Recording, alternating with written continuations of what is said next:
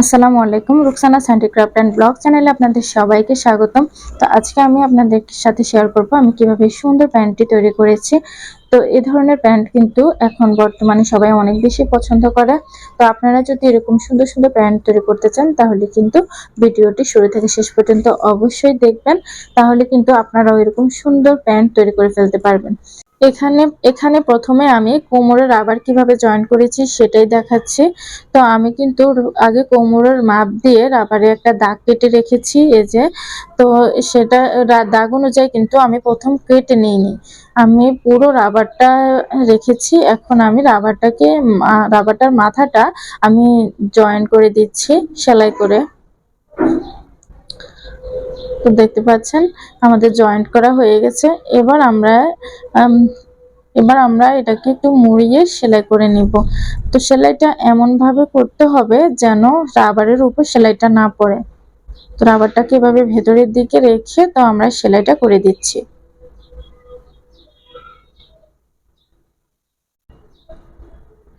তো ভিডিও যদি কোনো জায়গায় বুঝতে একটু অসুবিধা হয় তাহলে কিন্তু আমাদেরকে কমেন্টে জানাতে পারেন। আর এতক্ষণ পর্যন্ত যারা আমার ভিডিওটি দেখছেন কিন্তু একটি লাইক দিতে ভুলে গেছেন তারা অবশ্যই একটি লাইক দিয়ে নেবেন। আর যারা এখনো এই চ্যানেলটি সাবস্ক্রাইব করেনি তারা অবশ্যই সাবস্ক্রাইব করে নেবেন। আর যারা ফেসবুক পেজ থেকে দেখছেন তারা অবশ্যই ফলো করে দিবেন। তো দেখতে পাচ্ছেন আমাদের কিন্তু রাবারটি লাগানো প্রায় হয়ে যাচ্ছে। আমি কিন্তু আগে থেকে কলিটা লাগিয়ে রেখেছি। তো সালোয়ারে বাচ্চাদের কিংবা বড়দের সালোয়ারে যদি কলি দেওয়া যায় তাহলে কিন্তু সালোয়ারটি পরতে খুবই ভালো হয়, আর ওটা কোনো ছেঁড়ার বা টান পড়ার কোনো সম্ভাবনা থাকে না। তো এদিকে আমার রাবারটি বেশ লেগে গেছে। তো এখানে আমি পুরোটা রাবার রেখে আমি পুরোটা সেলাই করে নিচ্ছি।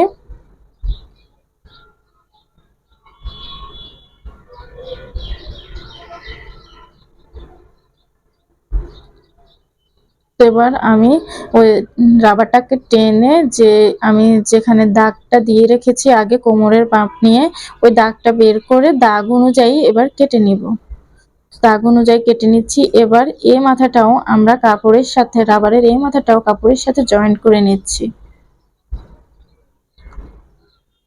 দেখতে পাচ্ছেন আমাদের জয়েন্ট করা হয়ে গেছে। এবার আমরা দুইটা যে দুই দিক এতক্ষণ আমরা জয়েন্ট করে নিয়েছি ওই দুই দিক আমরা একসাথে করে সেলাই করে নেব। আর এদিকে এক্ষেত্রে একটা কথা বলে দিচ্ছি, যারা হচ্ছে মোটা রাবার ইউজ করবেন কোমরে, আমি এখানে খুব বেশি মোটা ইউজ করি নাই। আর যারা খুব বেশি মোটা ইউজ করবেন তারা কিন্তু রাবারের মাঝ বরাবর একটা সেলাই দিয়ে নেবেন, টেনে টেনে সেলাইটা দিতে হবে, তাহলে কিন্তু দেখতে অনেক বেশি সুন্দর লাগবে।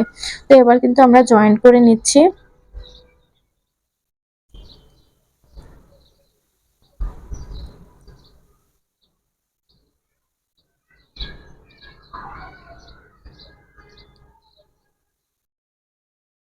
আর সালোয়ার কলিটা দিলে হয় কি, যত হেলদি হোক না কেন কোনো সমস্যাই হয় না।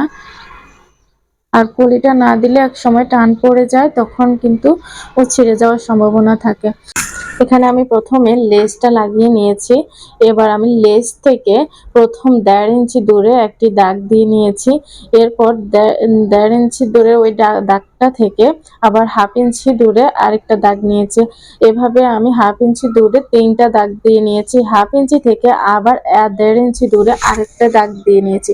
এবার আমি দাগ অনুযায়ী সেলাই করে নিচ্ছি। কিভাবে সেলাই করছি সেটা কিন্তু দেখে নিশ্চয়ই বুঝতে পারছেন। তো এভাবে চিকন করে সেলাই করে নিতে হবে, তাহলে কিন্তু এটা একটা ডিজাইনে পরিণত হবে। তো এই ক্ষেত্রে আপনার সেলাইটা যত সুন্দর হবে, আঁকাবাঁকা হয়ে যাবে না, তত বেশি আপনার ডিজাইনটা তত বেশি সুন্দর হবে।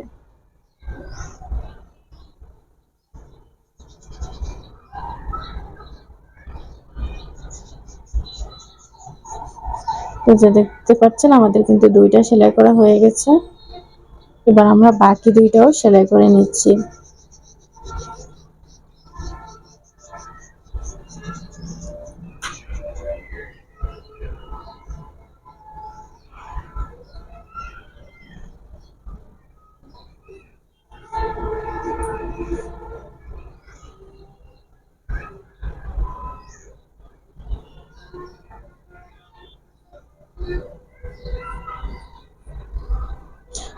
তো আমি আবারও বলছি, যদি কোনো জায়গায় বুঝতে কোনো অসুবিধা হয়ে থাকে তাহলে কিন্তু আমাদেরকে জানাতে পারেন।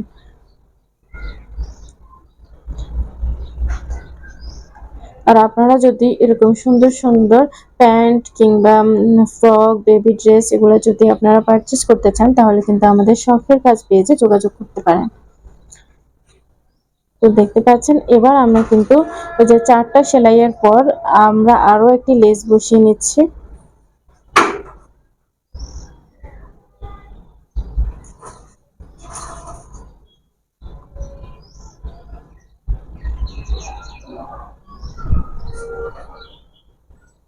তো এইখানে লেসের উপরে কিন্তু ডাবল সেলাই দিয়ে নিলে লেসটা খুবই সুন্দরভাবে বসে থাকবে, উঠে আসবে না।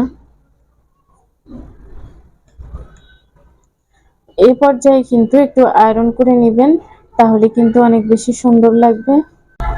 এই পর্যায়ে একটু আয়রন করে নেবেন, তাহলে কিন্তু সেলাইয়ের ফিনিশিংটা অনেক বেশি সুন্দর হবে।